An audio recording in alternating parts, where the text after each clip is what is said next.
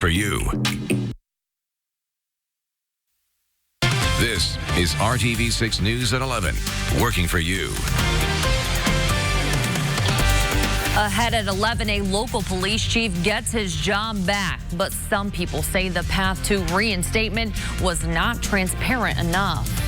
A fundraiser that's anything but par for the course, how a golf tournament brings a community together to remember the Delphi daughters. But first, here at 11 o'clock, another deadly shooting and another young life ends way too soon. Let's take you to the scene earlier this evening in Lawrence at the Penn Station restaurant on Pendleton Pike. The shooting involved two teens who got into an argument inside the store.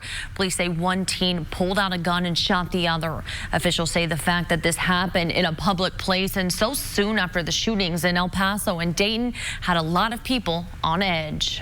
I think that recent events of last weekend are still very fresh in everybody's minds, and I'm sure that there were some concerns. This, could evolve into a larger incident. So, fortunately, it did not. Officials say they didn't have to chase down the suspect in this case. They say he remained on scene and waited for officers to arrive. Investigators say the suspect and the victim are in their late teens, and the suspect has a license to carry a gun.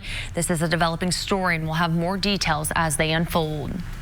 Well, this latest shooting comes just hours after a peace walk on the northeast side. Local youth leaders walking through the community near George Washington Park, demanding an end to youth gun violence.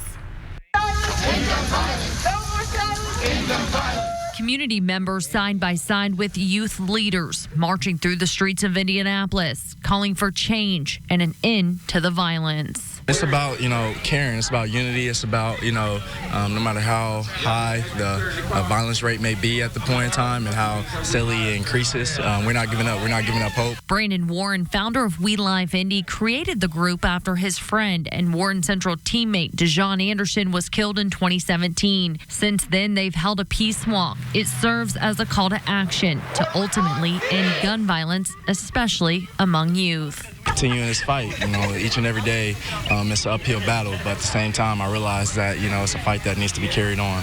These are led by young people, and they want change. They want safer schools, safer communities, safer neighborhoods, and that's what makes me most proud.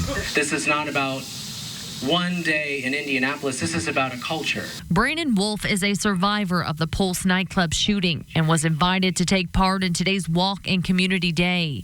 It comes just days after 31 people were killed in two mass shootings in Dayton and El Paso. It's important to tell our stories, right? When these things happen, there are victims, there are body counts, and we can't allow them to become these numbers. Wolf hopes today's walk continues to encourage our community to get involved and take action to end gun violence. 100 people a day die in the U.S. from gun violence. We've waited for a really long time, decades, for our leaders to act, both congressionally and on a state level. It's not going to happen. It's not going to happen until we put the pressure on, until we take the actions necessary to move things forward in this country, and until we say we are no longer allowing hate and bigotry to be the law of the land. Leaders at today's Peace Walk also created a call to action for young people to get registered to vote and get involved, sharing their voice and opinion to ultimately provoke change. Now to a potential controversy brewing in the town of Pendleton. The police chief there was reinstated in a council meeting on Thursday, but we learned the council did not notify the public that that issue would be on the agenda. Our Graham Hunter talked to a resident who's deeply concerned over how this was handled. I said, I can't believe he's a police chief and he's posting that stuff.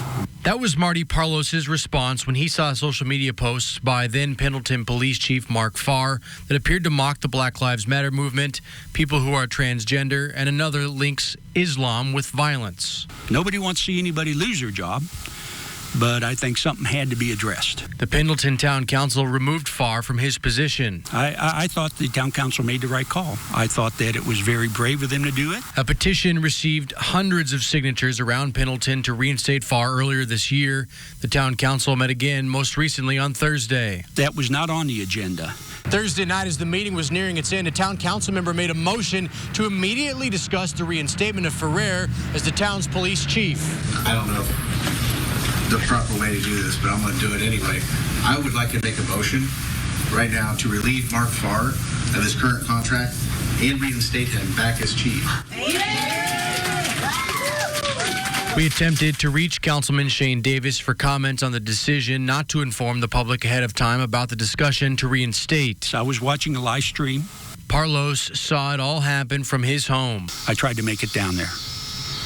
I knew I wouldn't get it stopped, but at least I wanted them to know what he did to us. Parlos does feel like he's been wronged by Farr in the past, but we couldn't verify his claims. But I can't help but believe that this was probably a planned attack or a plan to reinstate him and not giving anybody else a chance to speak up. I talked to newly reinstated Chief Farr on the phone tonight, who acknowledged the discussion was not on the agenda and says he had no heads up a decision would be made, but declined to comment further, saying only he's ready to get back to work.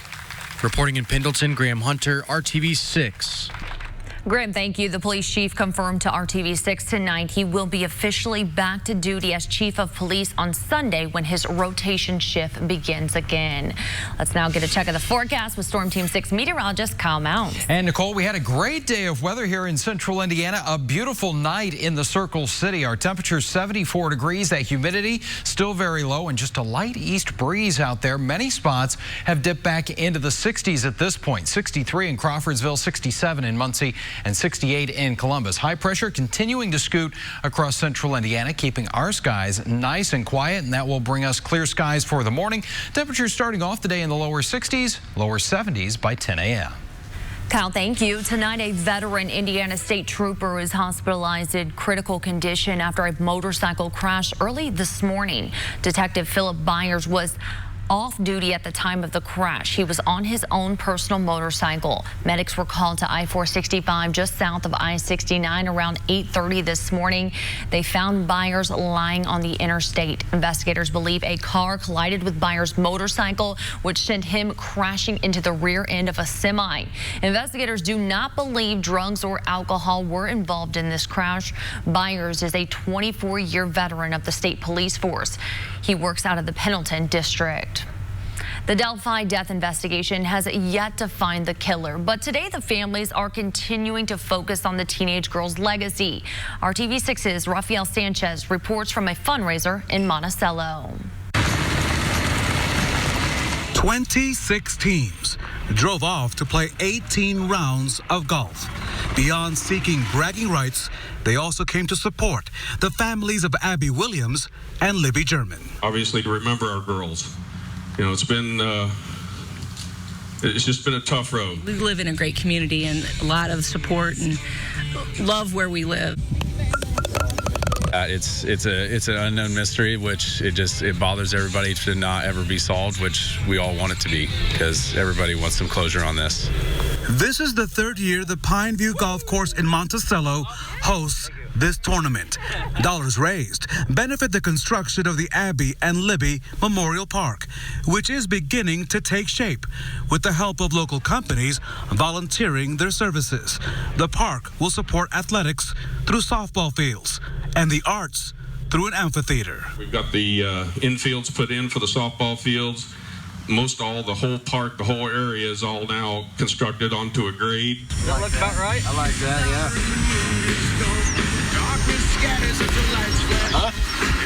This is more than just a fundraiser. It also serves as a reminder that the killer of two young girls is still wanted. Working for you in Monticello, Rafael Sanchez, RTV6. Rafael, thank you. Indy-based Milestone Construction has allowed multiple employees to work on the project in Delphi. During the golf tourney, Abby's mother was hosting a fundraiser at the same time with family in Michigan to also benefit the park.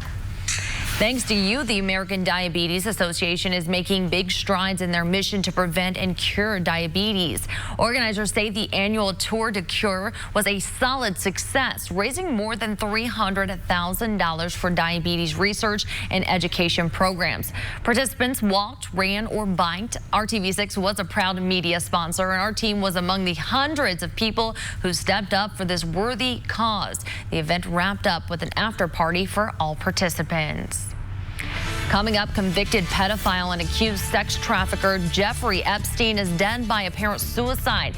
And a lot of people want to know how it could have happened while he was in federal custody. Kyle. We are enjoying some quiet weather this weekend, but already keeping tabs on some thunderstorms, which could be severe early in the week. I'll let you know more on what to expect. You're watching RTV6 News at 11. Jetta, Tiguan, and select Atlas models. This is RTV6 News at 11, working for you. Accused sex trafficker Jeffrey Epstein is dead from an apparent suicide. Authorities say Epstein hanged himself early this morning in a New York jail. He was awaiting trial on charges of conspiracy and sex trafficking and faced close to a half a century in prison if convicted. ABC's Megan Tefrizian has a new reaction tonight at 11. Jeffrey Epstein's body in that van seen leaving the medical examiner's office today. ABC News first to report the disgraced New York financier's death by hanging. Staff at the Metropolitan Center discovering him at 6:39 this morning. They say they tried to revive him. Paramedics later rushing him to the hospital where he was pronounced dead. Less than 3 weeks ago, he was put on suicide watch after being found unresponsive in his cell with marks on his neck. But ABC News learning for some reason he was taken off suicide watch nearly 2 weeks before his death. Tonight, some of his accusers, like Michelle Licata, say they are outraged. There were so many people that were looking forward to seeing him put behind bars for the rest of his life. And it's not only his accusers who are furious. Attorney General William Barr demanding an explanation. Barr saying Mr. Epstein's death raises serious questions that must be answered. His death coming one day after thousands of pages of documents were unsealed in federal court related to a 2015 defamation case against an Epstein associate, Ghislaine Maxwell. In court filings, that accuser, Virginia Giuffre, says she was an underage sex slave for Epstein and was directed by the associate and Epstein to have sex with many, quote, powerful men, including numerous prominent American politicians, powerful business executives, foreign presidents, and other world leaders. Those allegations have not been proven. Tonight, that accuser's lawyer, who represents other alleged victims, writes in a statement, quote, the fact that Epstein took his own life 24 hours of the unsealing of detailed and devastating documents and exhibits in Virginia Giuffre's lawsuit against Ghislaine Maxwell is no coincidence. There will now be 2 federal investigations into Jeffrey Epstein's apparent suicide, one by the FBI and another by the Inspector General. Megan Tevrizian, ABC News, New York. Megan, thank you. Democratic presidential candidates calling for tougher gun laws in the wake of 2 deadly shootings that left 31 people dead and injured dozens more. Here's ABC's Trevor Ault with those details. In the wake of those deadly mass shootings in El Paso and Dayton, gun safety advocates coming together at a forum in Des Moines as many Democratic presidential candidates are in Iowa campaigning at the state fair. Activists like you are seeing to it that these issues will not be ignored in this presidential election. America is with us in demanding common sense gun safety. 18 candidates participating in today's forum. We need reasonable gun safety laws in our country, including universal background checks and a renewal of the assault weapons ban. With many suggesting the shooting in Dayton confirms the need for an assault-style weapons ban. These weapons are designed to kill lots of people very, very quickly. And we saw it in Dayton within 30 seconds, 9 people are dead and almost 30 people are injured. Those police officers got there in 1 minute, but it still wasn't good enough because of the kind of weapon that he had. And under growing pressure on Friday, the president seeming to support stricter background checks. There's been no president that feels more strongly about the Second Amendment than I do. However, we need meaningful background checks so that sick people don't get guns. But some Democrats say that's not enough. This is a challenge to Mitch McConnell in the Senate and to every politician out there to stand up against the NRA. In Washington, new signs Republican leadership may be reconsidering long-held stances on gun control. Background checks and red flags would probably lead the discussion. Those are 2 items that for sure will be front and center. The House passed 2 background check bills back in February, but so far McConnell has refused to bring them up for a vote. Trevor Ault, ABC News. Trevor, thank you. Let's take a live look outside right now on this Saturday night. Such a beautiful shot there, Kyle. It has been overall just a nice Saturday. Yeah, a great day to get outside, enjoy, or maybe get in some of that yard work that's got to get done too. And tomorrow you got another nice day lined up here. I think it'll be just a little bit warmer. Let's go ahead and show you the numbers right now. Still holding on to the middle 70s in Indianapolis, but you're at 65 in Kokomo. Bloomington, one of the cooler spots at 64. And close to 70 tonight in Martinsville in Morgan County. We've got your temperatures by tomorrow morning, which will settle down into the upper 50s. Still a couple of spots out there, but most of us will be in the lower to middle 60s to start off our Sunday. But another spectacular day to head out to the Indiana State Fair. It will be a little toasty as we head into the afternoon. We'll go from 65 degrees at 8 a.m. to 80 at noon and 88 for that afternoon high. So a little warmer than what we had today, where we topped out at 85 degrees and just a touch more humidity that's going to be in the air as well. TrueCast, we pick things up mid-morning for you. We start off with those sunny skies, see a few clouds that kind of work their way in here, but I really don't think we're going to see any of the wet weather make it into central Indiana because we have the dry air in place and high pressure still kind of influencing things for us even tomorrow.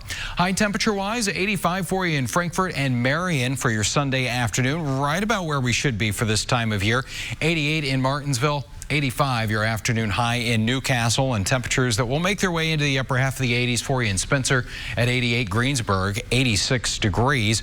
So we talked about it. Maybe you do need to get out there and get some of that yard work done. You're good to go here and good to mow on Sunday. Also Monday, I think much of the day is going to be dry here, but late Monday into Tuesday, that's when we get that better chance for some showers and storms back into our forecast. Before that happens, though, it's going to heat up even more on Monday, back to around 90 degrees there, and we'll also have the tropical humidity levels to deal with, so heat index values probably pushing into the middle 90s before we get that chance for showers and storms to cool us off a little bit.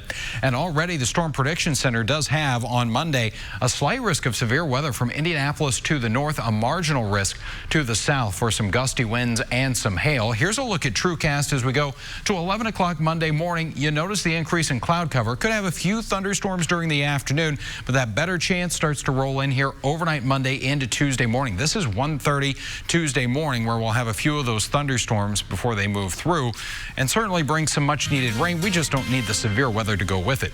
7-day planning forecast, and temperatures are going to hover around 90 for that high through Tuesday, then cooling back a little bit lower to middle 80s the rest of the week. All right, Kyle, thank you so much. Finding the next generation of people to work on cars. We'll show you a program that's helping students get hired, sometimes straight out of high school. Then going on now at Ashley Home Store. Classroom to Career is part of our Hiring Hoosiers initiative, all about connecting you with the perfect job. And for many, that perfect job is the auto industry. Students at the Walker Career Center are learning the ins and outs of what that means. RTV6's Aaron Lish gives us a closer look at this aspect of this program that makes it stand out to students, giving them a reassurance that they are ready to join the workforce after graduation. So really looking at this car here, all I really know how to do is to check the oil. But for students here at the Walker Career Center, they are learning the ins and outs of the auto industry. The rear drum pads are good. Automotive repair student Logan Proctor points out that this program at the Walker Career Center is unlike any other. There's jobs coming in here recruiting people, and it's like there's no other class that I've walked into and a job came in like, I want you. That's the case because there's a need for more automotive techs, according to instructors. The average age is in the mid-50s, and we need a lot of new up-and-coming kids. From oil changes to engine rebuilds, they learn it all. Anything a dealer can do, we can do here. Students get certifications and college credits, saving them quite a bit of cash. $10,000 to $50,000 just for training that you can get here for free. Through this program, Proctor is part of the Extended Learning Opportunities, which allows him to work at Tom Wood Ford, and they're helping him further his education. And they're offering to pay like $3,000 your college back every year you're with them, and they give you $4,000 worth of tools, all because I chose to take this class. As they check tires and car electronics, they're getting hands-on experience for their future. You can read as many books as you want, but until you actually work on it, it's a completely different world. Working for you, Aaron Lish, RTV6. Aaron, thank you. This can also lead to other career paths besides being a tech, like sales at a dealership, giving candidates a leg up with extensive knowledge and experience around cars. It wasn't a horrible crime, but it was enough to leave a bad taste in the culprit's mouth. Coming up, how ketchup karma prompted a thief to give up the goods. 36 months on Nissan Road. From beauty bloggers and YouTubers, the hot new topic is Dollar General's new makeup line. Andy Taylor put it to the test to see if the inexpensive makeup holds up to the high-end brands. A new makeup line has hit store shelves, and boy, is it affordable. Welcome to the Dollar General, and this is Believe Beauty, where a majority of the items are under $5. We decided to test it out and see just how it compares to high-end makeup and if it's safe to use. Feels normal. The foundation and face powder is going on nicely, but looking at the ingredients, we see some alarming words like talc and mica. So we went to see dermatologist Dr. Zaina Dejani to find out how safe this makeup is to use. For example, talc. If you inhale it in large amounts, it can cause lung disease. But in makeups in small amounts, it's still considered safe. We also noticed a lot of preservatives on the ingredient list. Preservatives comes off as sounding like something negative, but it's actually a positive thing. Again, you don't want bacteria and fungus to be growing in your makeup. The manufacturer who makes the Dollar General store makeup also makes celebrity makeup lines, including Drew Barrymore's Flower Beauty and big-name store brand makeup like Banana Republic. As for what changes the price, the difference is the packaging, the celebrity endorsement, and they may put more effort into making sure that the makeup goes on elegantly onto your skin, that the pigments are more high-end, that the fragrance perhaps is more high-end, but the base ingredients really are the same. Now back to how it applies. This is very powdery. This is very creamy. After application, it was time to hit the air and see how it works on camera. First thing you probably want to reach for is aloe. Similar to my everyday high-end makeup, the Dollar General line looked pretty good. But of course, it's all about how it wears throughout the day. 8 hours later, I am finally home from work. This makeup has lasted pretty well. For coming from the Dollar General store, I am kind of shocked at how great this makeup has held up throughout the day. Only got a little bit oily here and there, but thumbs up. As with any cosmetic product, these items can have different effects for different people. I'm Annie Taylor reporting. All right, Annie, thank you. We'll call it ketchup karma. A thief left a note at a New Jersey diner saying karma and guilt caught up with them after they stole a bottle of ketchup a few weeks back. The thief said just hours after the theft, they got into a car accident. The regretful thief left a bag with a note and 2 replacement bottles of ketchup outside the restaurant. The owner posted a photo of the note and the bottles on Facebook and said she forgives the thief. And she has a hunch that the thief is a teenage girl. Hines got wind of the story and offered to help pay for the person's car repairs. And you know a place that's going through a lot of ketchup? Where? The State fair. The State Fair. Out there tomorrow, all those corn dogs, yeah, eat them up. Some good weather for you on your Sunday. Starting off with some sunshine, temperatures in the 60s. We'll get mid to upper 80s with partly sunny skies for the afternoon and that better chance for showers and storms late Monday and Tuesday. All right, Kyle, looks good. Thank you for joining us. We'll see you back here tomorrow at 6.